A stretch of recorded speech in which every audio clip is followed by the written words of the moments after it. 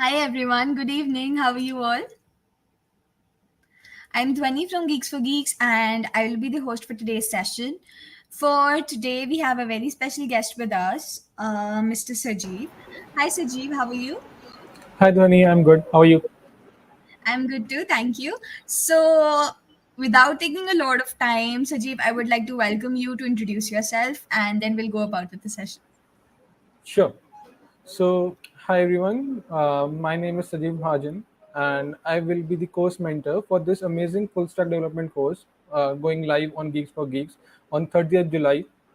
I have a 3+ year of experience in the software industry so far. I have worked with companies like Amazon, BookMyShow, and Oracle Cloud, and I will be using the knowledge and the experience I have gained so far for creating these real-time, highly scalable softwares in these past companies in this course. So this is going to be a 10-week long course where we are going to cover multiple topics starting from very basic HTML, CSS, and JavaScript, and then we will slowly and gradually move to advanced technologies like React and Node.js. We will be building a very cool apps as well and using some databases like MongoDB and SQL. We will also learn how to deploy these apps in real time. Cool. That's quite interesting. I mean, that's a lot of things for us to do, right? Yeah, definitely. Right. So, without any further ado, Sajeev, I request you to kindly present your screen. Sure, I'll do that. Sure. So, yeah, I guess we're good to go. Cool.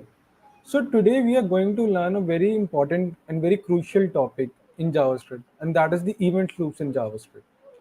Okay. And if you guys have any questions or any doubt, please make sure to ping them in, write them into the chat, and we will discuss them one by one just after the session. Okay. So without wasting time, let's just move into it. So introduction to event loops in JavaScript. Okay. JavaScript is a single-threaded, non-blocking, asynchronous programming language. I can understand these are jargons for you, and we will going to decode each of these words one by one. Okay. Uh, yeah. So let's start with what is single-threaded. Single-threaded means that JavaScript only have one call stack over which it can perform any action. Okay. Then we have another thing called as non-blocking. So non-blocking means JavaScript can actually perform task in background, whereas it keeps the main stack empty, main stack uh, available for other execution of tasks. And it's an asynchronous programming. So we will go deeper and deeper into each of these words and understand through implementation what these actually words mean. Okay. The JavaScript have a call stack, an event loop, a callback queue, and some other APIs and stuff. Even if you don't understand that, let's wait for some time. Okay. So when we run JavaScript in your Chrome browser, right, in our Chrome browser, it's not just the JavaScript. There are multiple parts attached to JavaScript that we run in together. For example, if you see over a call stack or an event loop and a callback queue, these are things that come as an additional to the main JavaScript programming language, and in together it runs in the Chrome browser. For instance, if you see over here, yeah, this is the this JavaScript with heap and stack is the only thing that JavaScript contains as a programming language. It contains a heap, which is simply just a memory allocation. It's used for memory allocation of your variables and functions, and it contains a stack, which actually keeps in track of what needs to be executed next, and that's it. That is all JavaScript. But when we run this JavaScript in our Chrome browser, it somewhat looks like this. It has some web APIs. It has something called as callback queue. It has something called as event loop. Coming from, if you don't understand these jargons, it's fine. We are going to decode them each and every of these things one by one. But for now, just try to understand that JS itself is just heap and a stack. That's it. Hi, Any other Sajeev. things that? Sorry for interrupting you. Can you move the presentation to a full screen? Yeah, sure. Sorry for interrupting again. Thank you. Yeah.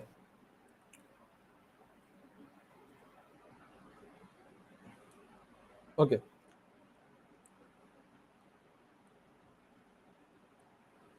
Just give me a second. Yeah, it's in full screen now. Okay. Thank you. Yeah. Just a second.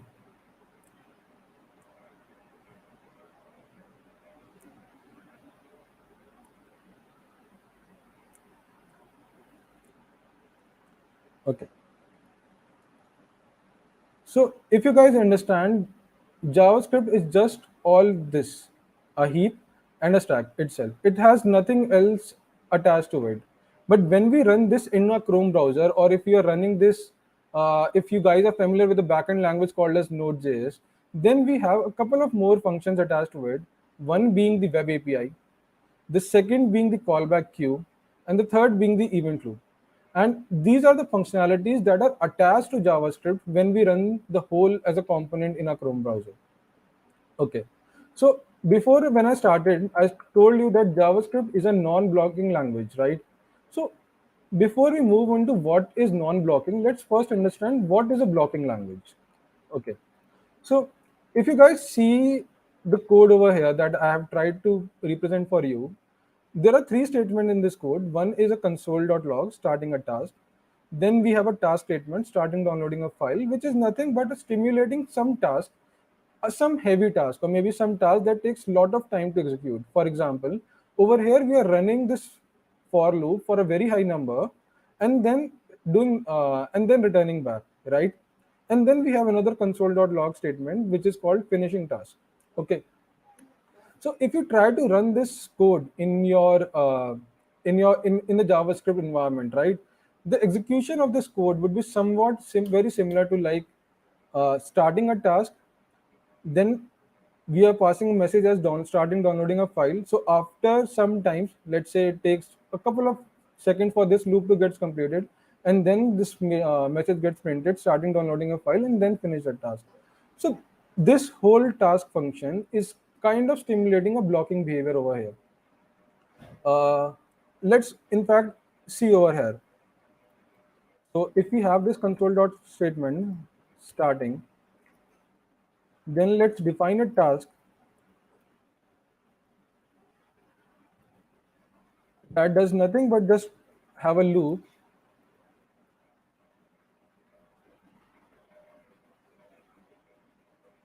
a very high loop.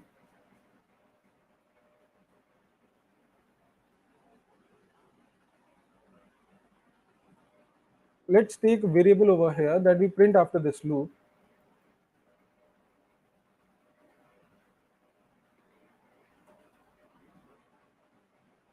and let's call this task and then just call control.log. Done. So now if I go ahead and try to execute this in the web browser, right? So let's execute this in the web browser right away.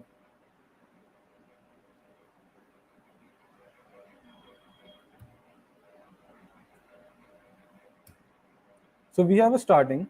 Okay. Now blocking function is taking some time to actually execute, which you can see, and that is why you are still able to load because it is still taking some time to execute. Okay, let's decrease it by one. Hi, Sajeev. Sorry to interrupt again, but can you increase the font size or Yeah, sure. maybe the text size? Thank you. Uh, Not sure if that will be increased over here, but if you can see, starting is coming first. Uh, okay, just let me try to do that.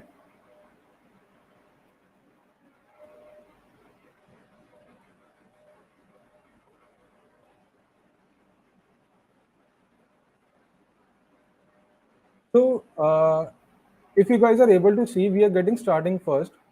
After some delay of time, we see the execution and then we are seeing done. So this is a blocking function where you are blocked from doing any other thing till the time an activity is getting run over there. For example, over here, this loop is a blocking function for us because it is taking some time to get executed. Okay, so how do JavaScript deal with that, and why even JavaScript need to deal with that? So a very simple example for this is, if instead of this loop, it would have been a network call or an input output operation. Till the time this network call would have not been finished, a user would not have been allowed to interact with that web page. I repeat, let's say that this loop over here represents a network call. Okay, a network call, let's say, to just download an image. Okay, till the time the page is getting loaded and that there's a network call going on to upload that image onto the web page. If this would have been a blocking code, the users would be able to perform any other activity on that web page. Either it's clicking a button, scrolling a web page, nothing would have been allowed. But JavaScript is designed in this way that this task, it makes this task a non-blocking function, and we'll see how does it make it as a non-blocking function. I hope you guys are with me right till now. Okay. So before we move to actually move, how does it make it as a non-blocking function? In the start, I told you that JavaScript have a call stack, right? And JavaScript is a single-threaded language. It means that it can perform only one operation at a time, right? So before we move further, let's first understand what is a call stack. Okay. So yeah. So call stack in JavaScript is a stack that maintains the order in which the operations are going to execute it. Initially, it has only the global execution context, that is the main context where nothing is there. And when you add any function to it, for example, this console.log is the first function that you put into the stack, right? The task is the next function. Then this second console.log is the third function we are putting in the stack. So let's try to understand how this is actually interpreted in the JavaScript using in the call stack. So initially you have the main function, which is the global execution stack. That means that your program has been initiated. Okay. Then what we did, we added a console.log statement called as starting, right? So we have now a console.log statement over here. Okay. Once this console.log statement was printed, then we have another function called as task, right? So in the main stack, you got another function called as task, right? Then you have another console.log statement that is over here called as execution done, right?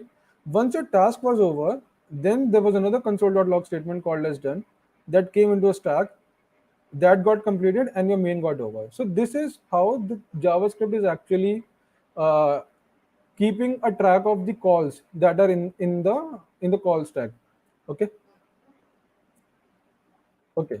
So now the issue is that if you see, I marked this task in red. The reason for that is that this is a blocking function. Till the time this don't get over, the third console.logment, that is this statement that we have over here, will not get executed, right? It will wait for this task to get completed, and only then we are able to push the console.log statement over here. And that makes JavaScript blocking in nature because it only has one call stack where the main function can get executed. Okay. So how do we deal? Why do we call if we are just a single threaded language, right? And we just have one call stack. Then why do we even call JavaScript as non-blocking language? We call this as a non-blocking language because of the functionalities that Chrome provide along with JavaScript.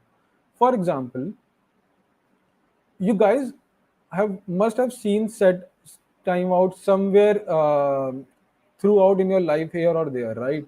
And this set timeout function is actually not even part of JavaScript. It comes as a part of web API, the API that I told you over here, right? So this set timeout comes as a part of this web APIs that together runs the whole code in your web browser. Or if you are running on the Node.js, these are called as C++ APIs. Okay. So how does this actually happen? So if you see over here, we have this console.log statement, start script. Then we have another set timeout function. Set timeout takes two arguments. One is the function that it needs to be executed, and second is the interval after which it want to execute it. So this says that run this task downloading a file after 1000 milliseconds or 1 second, and then we run this console.log statement. Okay, so now what happens is this set timeout is actually an asynchronous function. Asynchronous means, or what asynchronous function actually means, is any task that takes a very lot of time, or maybe a blocking task as per JavaScript, is not directly executed on the call stack. Instead, it is treated as a web API and is run in parallel to the call stack. And when it gets over, it moves the callback into the callback queue. Okay, so let's take this as an example. Okay, so what happens is you have your main function, right? Then you have a console.log statement, and then you have a set timeout, right? When you have the set timeout, JavaScript understand that set timeout is kind of a blocking function, or a kind of a function that will take more time to execute. Okay, so set timeout is never a part of JavaScript runtime. It is actually a part of your web APIs. Okay, so what it does, it simply moves this whole set timeout function into the web API, because it is always a part of web API. Okay, then when this 1000 or whatever time that we mention over here gets executed, then this set timeout, which is a part of web API, is actually performing that set timeout, that 1000 second of delay over here. Okay, once that 1000 milliseconds or 1 second gets completed, it moves the function that we provided over here, that is task to download a file, into the callback queue. Okay, once the task is in callback queue, event loops picks it from the callback queues and move it to the call stack. Okay, so we'll just understand this whole example again. But before that, whatever these jargons I told you, let's go through them one by one. Okay, so first is a JavaScript engine. Okay, each web browser has its own version of JavaScript engine that just parses the code for us. For example, when we say V8, V8 is the JavaScript engine that Chrome has. Okay, and it is the functionality of that is to parse the code for us. And similarly for Firefox, we have SpiderMonkey. Okay, then the next thing we talked about is the memory heap. Memory heap is the section of unstructured memory that is just used for allocating the objects and variable. So memory heap over here will actually have all your variables. Let's say you have any let defined over here, or any const defined over here, so that will be stored in the heap. Okay, then you have the call stack. Call stack is a data structure that keeps the track of where we are in the program and run in a last in first out way. That means that whatever there is in the calls in your call stack will be run in a way of stack. So uh, the very the thing which is on the top of it, right? Will get executed first. So over here, the console.log will script first, then your task, and then the main gets over. So console, whatever the thing that call stack has in the top of it will get the highest priority to run.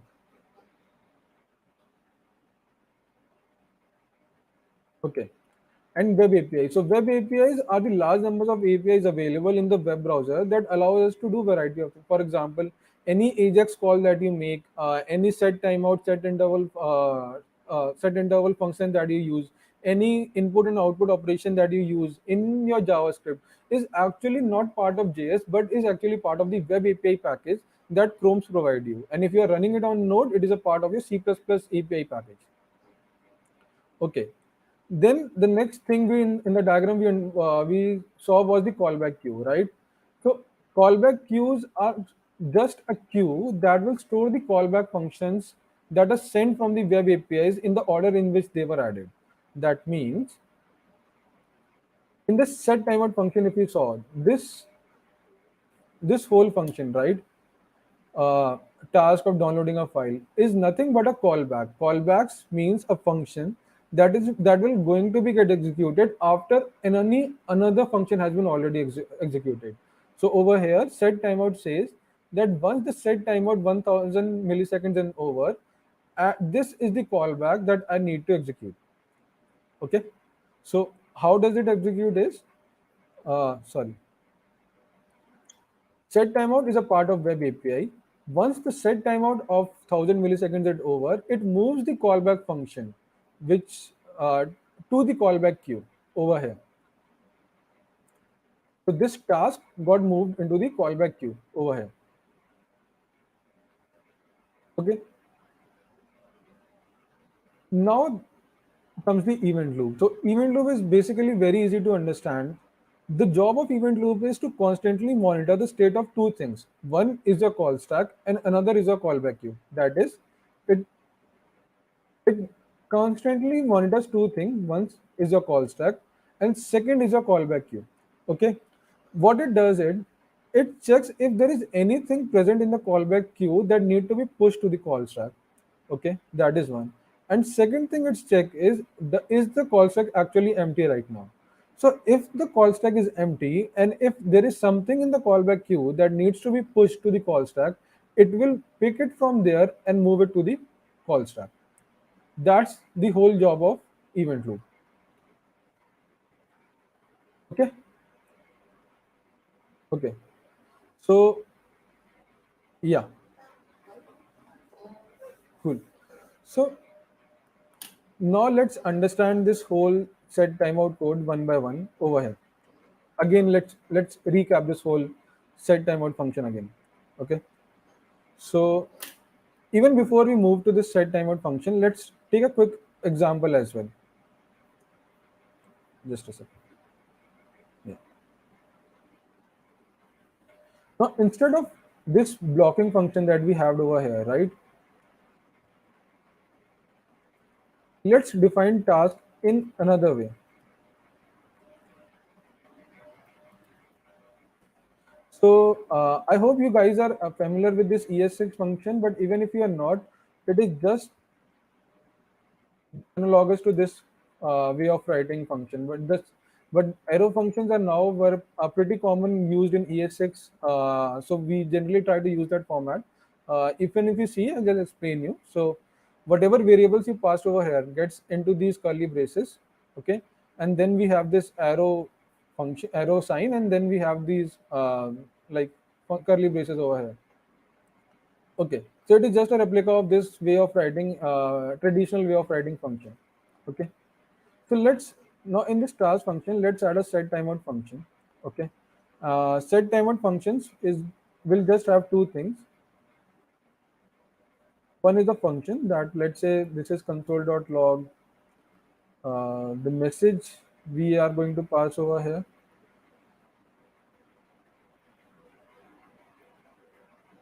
Okay, and it gets executed after 2000 seconds. Okay, that's it. This is a function. Now if you now run this whole code instead of writing this in a for loop, right? If you go to a browser and see, if you run,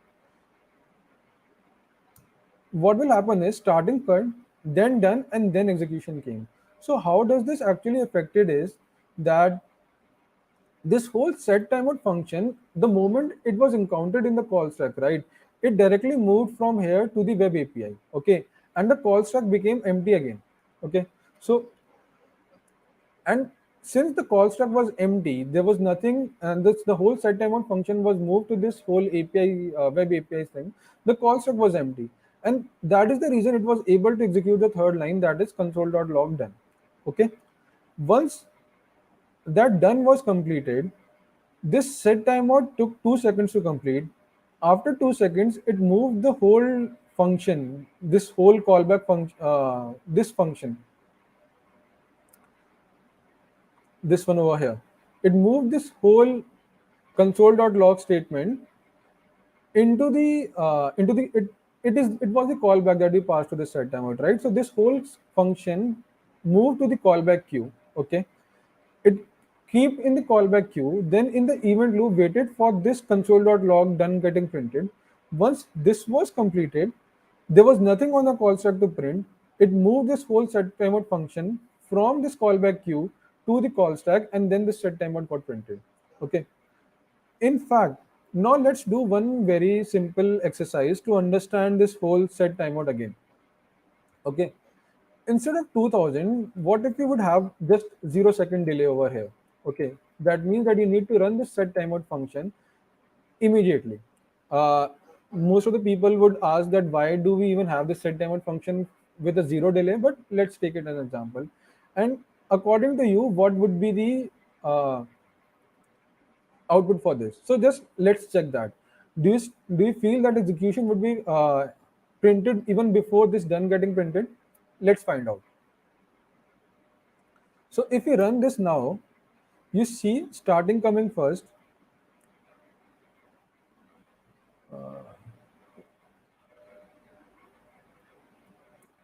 Yeah, starting coming first, then done is coming, and then executing is coming. Even though we had a 0 second delay, the reason for that is since the set timeout was directly moved into the web API, and the callback was your call stack was empty, you JavaScript push this console.log statement done into the call stack. Okay, and even though there was a 0 second delay for the web API, the set timeout function immediately moved to the callback queue. But since the main stack was not empty, main stack still have this function that console.log done to be printed. It could not execute the task at the moment. It waited for this console.log done to be completed first, and then it moved this whole task function from here to the set time to the call stack. So this is how event loop architecture actually works. Okay, so now what we will do is we'll try to take an example over here to understand this. So whatever I demonstrated over here, right? Let's take another example to understand it in a better way.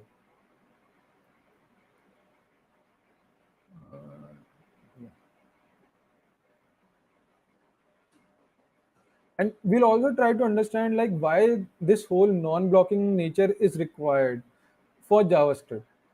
Okay.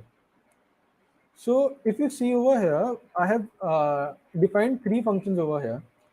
One is a dollar dot on the button. Okay, button is this click me button. Okay, this is a Hi, click button. Sajeev. Can you zoom in on the screen? People are not able to see what you've written. Yeah, thank you Yeah, so much. is that visible now? Yeah, Okay, it's looking good now. okay, cool. So now if you guys see over here, we have just three functions over here. One is dollar dot on, which is what it is doing it.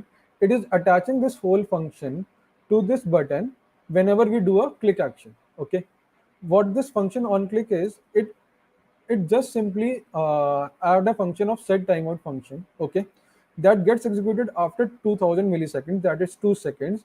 And over there, once the 2 seconds are getting printed, it will console.log this line, you click the button. Is that clear enough?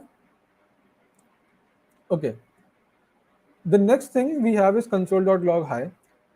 Okay, then we have a simple set out function, set timeout function. Okay, which again take a callback function. So set timeout is taking this as a callback function.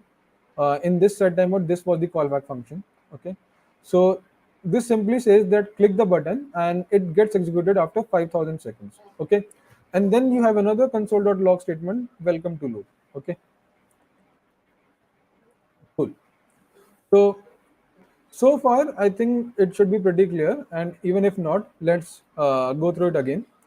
We have a we have added an event listener on a button function. Okay, and what that event listener is doing right now is attaching this function to this click me button, and this will do nothing but add set timeout function to our code. Okay, with a 2000 millisecond of delay. Okay, and set timeout has this function as a callback. Okay, so whenever 2000 milliseconds are completed, this function will get executed. Then we have a couple of console.log statements, and we have a simple set timeout function over here. Okay, so now let's try to run this.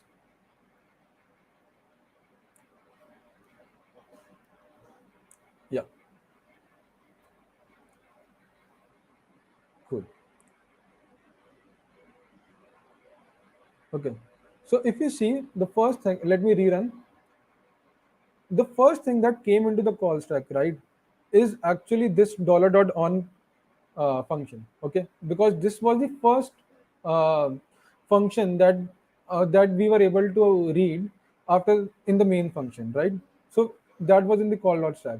But JavaScript is smart enough to understand that this dollar dot on is a DOM manipulation, and DOM manipulation is not a part of JavaScript, but it's actually the part of Web API. So what it does, it simply moved that dollar dot on function into this Web API. Okay, just let me use. Yeah. So it simply moved this whole, if you see, right, this dollar on button into this Web API. Okay. The next thing we have is a console.log high statement. So if we just, sorry,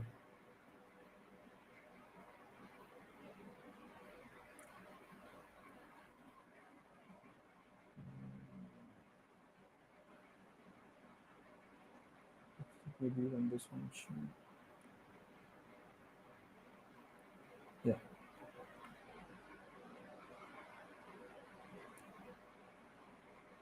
Okay. Let me just rerun it back.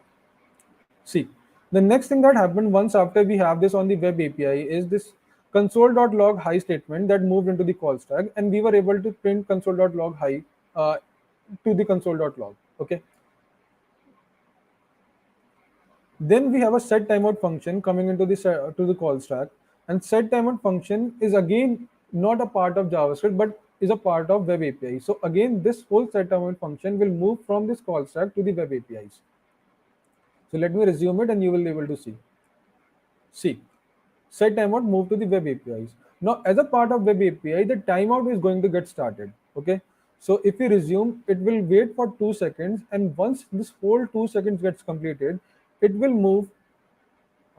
Just let me run it back. So see, if you see the 2 seconds are getting completed, and the moment 2 seconds get completed, you see the callback function timeout console.log, click the button coming into the callback queue, right? Now the callback queue, this is the event loop. It actually sees whether the call stack is empty. It is empty right now, right? And since this is empty, it will move this timeout function into the call stack.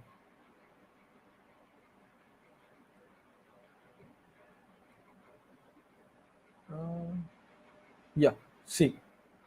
And once that was run, console.log, click the button was clicked. Now, if we click on this click me, which was the event listener over here, right? What it does, it again move this whole on click function in the callback queue. Callback queue will move. Ah, okay, let me just rerun it.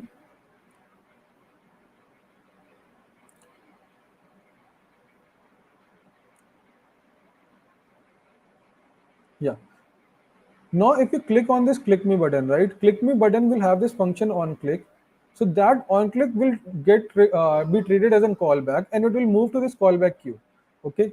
And since the call stack is empty right now, it will move this whole entire function, which is the callback over here, to the call stack.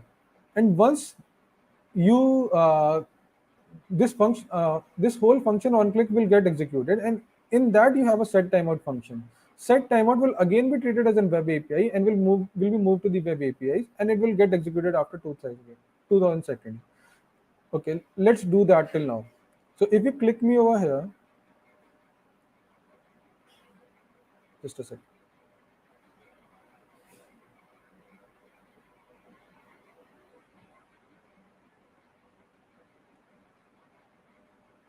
Yeah, if you click over here, you got this on click function, then you got this set timeout. This set timeout has a timer was for 2000 seconds. It got executed, and it moved the whole timer function that was the callback function for this set timer to the callback queue, and then this callback queue actually moved it to the call stack.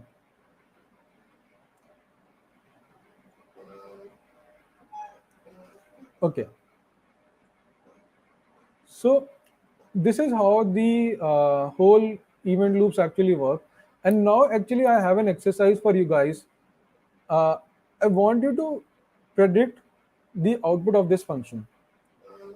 So we have a function called as main. Okay, it has three statements over here. One is console.log a.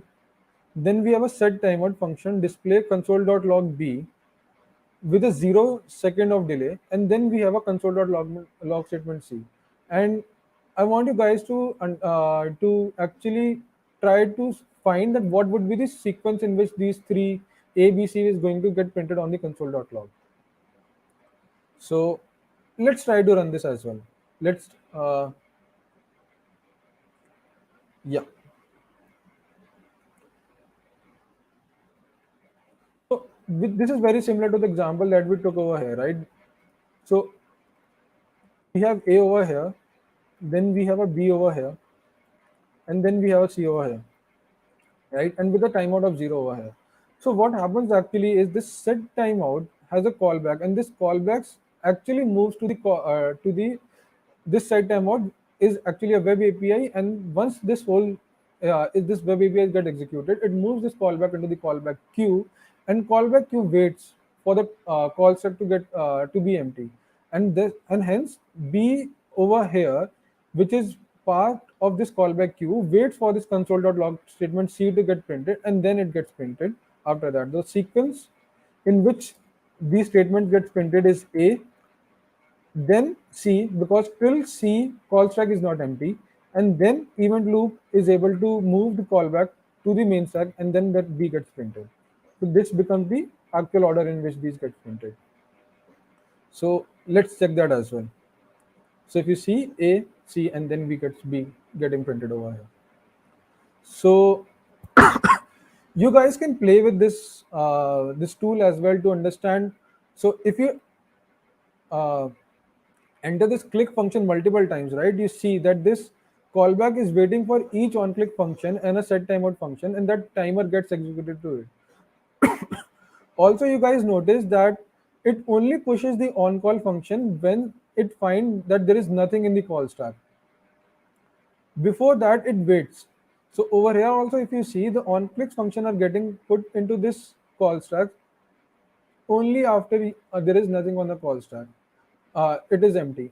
Another interesting point to note out over here is that the callback of this set timeout function, that is you click this buttons, were still present in the queue.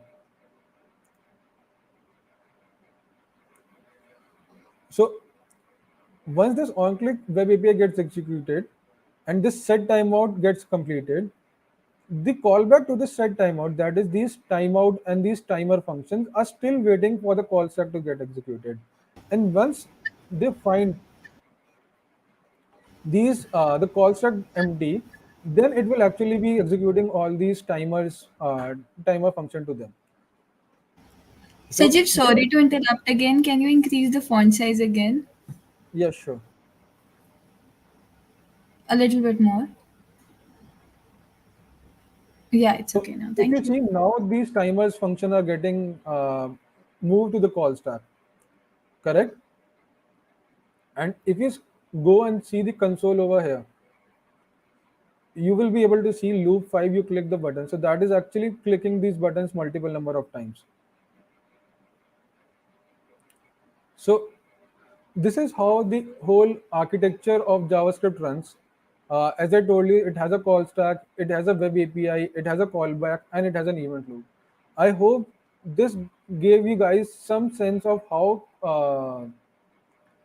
actually JavaScript performs and why JavaScript is called a non-blocking language, despite the fact that it is single-threaded. That is, it just have a single call stack. So these web APIs, callback queues, and event loop helps it to make it an asynchronous, non-blocking language. And reason for that, as I told you in the start of the beginning, is that we want our call stack to be available for as much time as possible, even if we have a very long or a if we have a very blocking function in hand. So we move that blocking function out of the call stack, we move it to the web APIs. Web APIs perform that, let's say it's a network call. So we move that whole network call to the web API. It's the responsibility of that web API to make that network call. Let's take 5 seconds for the web APIs to complete. After 5 seconds, when the web API is able to fetch the data, it whatever we need to do with that data comes to the callback queues, Callbacks queues event loop wait for the stack to be empty, and when the stack is empty, it moves the whole data from that callback queue or whole function from the callback queue to move to the call stack. Until the time this whole thing is happening, that till the time this whole network call is coming, it's moving to the callback queue. Event loop is finding call stack to be empty. The call stack remains empty for the user to perform any other operation on the web page, and this makes the web page more responsive and more interactive. So I hope you were able to get some sense out of this video. Thank you guys for listening me as well. And if you want to understand each and every part of it in depth, we are going to cover a variety of topics starting from very basic to very advanced. Do enroll to the Geeks for Geeks course, full stack development course, and we are going to start classes from 30th July. So now, if you guys have any doubts, let's take them up. Dhwani, do we have people asking over here, doubts over here? I don't see a lot of doubts as of now, but a lot of people were asking about like the font size and stuff. So I guess a lot of people missed that thing. Oh, okay. Yeah. So, do you have Uh, any other things that you would like to tell us, or is that all? yeah, that's all. Right. So, for those of you watching us, if you have any other questions, we can wait for about a minute and you can ask them in the chat. Someone, what are you asking to repeat? Like, can you write it in the chat as well? So Sajeev, someone is asking if you could run the ABC code again.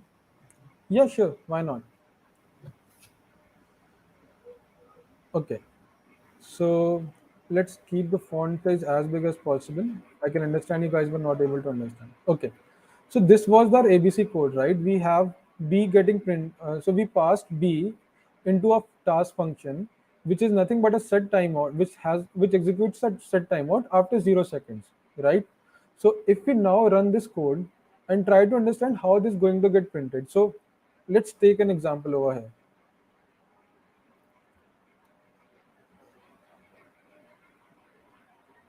Okay. See, in the call stack, you first have a console.log statement of A to get printed, right? And A gets printed.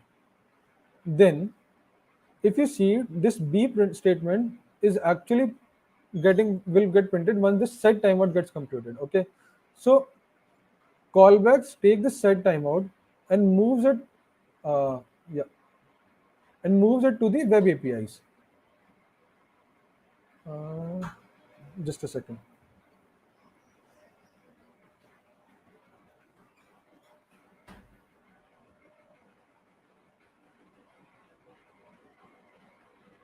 Yeah, over here.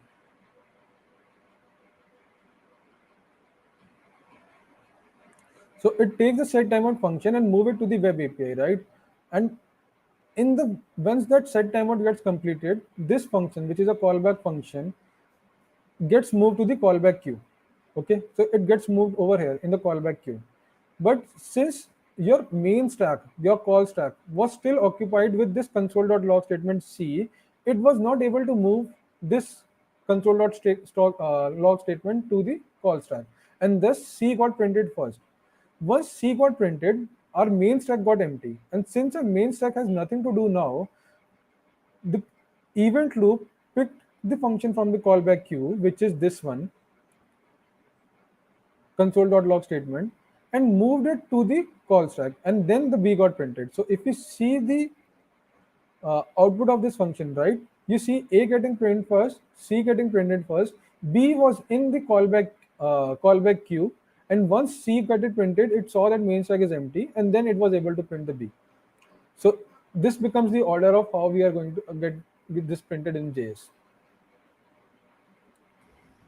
Right. So I guess that's it for the questions that we had. Thank you so much, Sajid, for such an informative session. Yeah, And my pleasure. I really hope that a lot of people like learned a lot from you today.